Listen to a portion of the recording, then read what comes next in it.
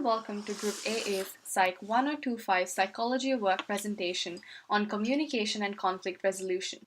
This presentation was compiled by Chase, Michael, Ian, and Sonal. Communication is a process by which information is transmitted and understood between two or more people. It can be both verbal and non-verbal. Verbal communication is transmitting meaning through spoken or written words.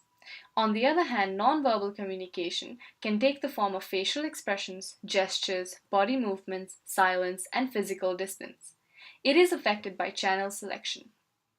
Conflict occurs when one party perceives another party to have negatively affected something they value. It happens as a result of inadequate understanding and/or difference in opinion. Communication and conflict have an interlinked relationship. Most times, conflict arises because people do not listen to each other properly. This leads to them feeling angry, frustrated, and resentful, hence creating a barrier in communication. In an organization, good and effective communication helps build relationships of trust and commitment. It allows for productivity and effective operation, whereas conflict in a workplace can lead to a stressful and unpleasant environment. It negatively affects productivity and efficiency. Conflicts arise in every organization, with some that remain unrecognized for so long that resolving them can be really difficult. Conflict resolution is important to improve effective communication, which in turn improves the productivity of a business. In this presentation, we will address two theories which are drawn concern model theory and groupthink theory. The first model is chosen for our presentation is draw concern model. The draw concern model predicts conflict behaviors based on the comparison on the concerns of one's own outcomes and other person's outcomes. According to this model, there are 5 conflict states, and the first one refers to integrating state, which means high own and high others outcomes. It is a preferable win-win solution to conflict resolution. And the second one's obliging conflict state, which means low own outcomes and high other outcomes.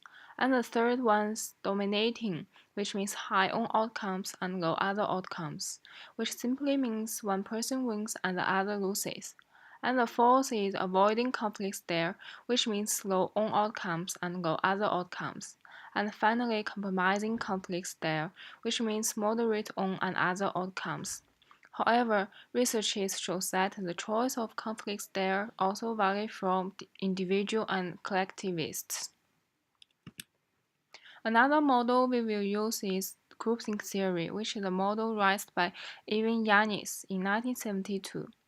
It aims to explain the phenomenon that groups affected by groupthink ignore alternatives and tend to take irrational actions that dehumanizing another groups. There are 8 symptoms of groupthink, which are illusion of invulnerability, collective rationalization, belief in inherent morality, self-censorship, illusion of unanimity, self-appointed man-god, and the most relevant symptoms that our group want to put emphasis on are stereotyped view of outgroups, which refers to having negative view towards any controversial and contradictory opinion, so as to hamper any effective responses to conflict. Another symptom is direct pressure on dissenters, which simply means members are under pressure to reluctantly support group's view and hide any different opinions. This scenario could be a main barrier of workplace harmony and may well result in workplace conflict and low efficient communication, as members are always frustrated and only follow groupthink blindly rather than be creative and contribute to the team. The models of intra-organizational conflict deal with the structural makeup of an organization. Vertical conflicts include 2 hierarchical levels and an employee and their boss. Horizontal conflicts are between 2 employees within the same hierarchical level. Line staff conflicts occur between support staff and actual units within a department. Role conflicts can stem from an incomplete or otherwise fallacious understanding of the assignment given to an employee at a specific moment in time. Another model of intra-organizational conflict is the structural model of conflict, which has 4 variables. Behavioral predispositions include attitudes, needs, personality traits, attitudinal dissimilarities, competitive needs, gain motivation, incompetence, and socially devalued personal qualities which breed conflict. Social pressures have two types: constituent social pressure and ambient social pressure. Incentive structure is the distribution of rewards following cooperative and non cooperative transactions. Rules and procedures include laws, customs, conventions, and things that govern ongoing negotiations. Procedural rules provide guidelines for bargaining, negotiation, and reaching resolutions. In regards to communication models, the organizational communication structure is defined as a system of pathways through which messages flow or as patterns of interaction among people who comprise the organization. Many types and forms of communication within an organization, but the two most important are formal and informal communication. Formal sends information through the officially designated channels between different organization positions. Informal creates a relaxed, comfortable environment and addresses problems not accessible to the formal communication. In a workplace conflict resolution, a group hypothesized that employees who reported that differences of opinion were resolved through discussion would be the least likely to report health problems compared to those who reported that differences of opinion were solved by recourse to authority or that no attempts were made. It is not necessarily conflict that is detrimental to health, but the way in which that conflict is resolved. Evidence seems to suggest that there is a strong evidence for a range of country/culture clusters that share some common elements of managerial practice or leadership style. It is plausible that the differences in the relationship between work environment factors and health outcome might arise from differences in the organizational context in which people are employed as much as their different cultures. The concepts addressed are workplace democracy, employee participation, and organizational justice. This particular study aimed to explore the way in which conflicts are resolved in the workplace and how it is related to self-rated stress, general health, sickness, absenteeism, and exhaustion amongst employees in two different Nordic countries within the same MNC. It showed that conflicts were resolved through discussion had more likely to report better general health and less likely to report being stressed or exhausted. The next section is our case study where we interview Harrison Burrows, a former intern of KPMG Sydney. Has there been a time when you succumbed to group pressures and made a decision you did not particularly agree with? What made you do that? Yeah, so one example would be during my time at an accounting firm. We were doing the preparatory accounting work for a tax return for the tax filings of an individual. The decision that I did not agree with was the deductibility of certain items. The reason that I acceded to the group's will was because I was a junior within the group and I wanted to sort of foster harmony, as cliched as that sounds.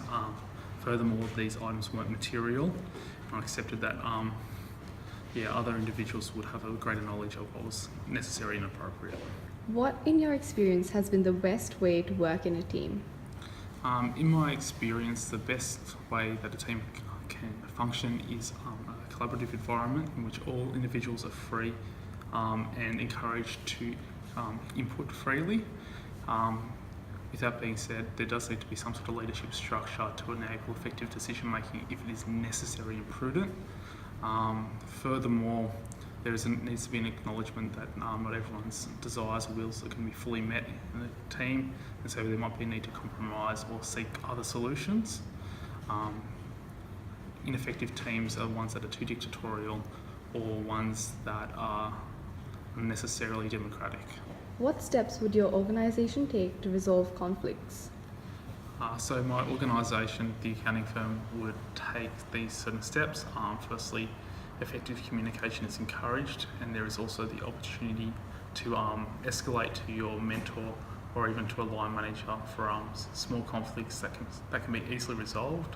If they aren't resolved, there is opportunity to go to HR, also anonymously, or further escalation up the chain of command to directors and partners if that's necessary, but obviously that's going to be a massive conflict if you get into that stage. In conclusion, conflict is costly and very detrimental to an organization. Therefore, it should be avoided by communicating effectively. We believe that the joint concern model is applicable for all organizations. It's not only easy to be implemented, but it could solve preventable failures, which is supported by the interview with Harrison Burrows. For the best practice within the organization, it is important for the employees to know the joint concern model and which approach to solve any conflicts in the future. Thank you for listening, and we hope you enjoy.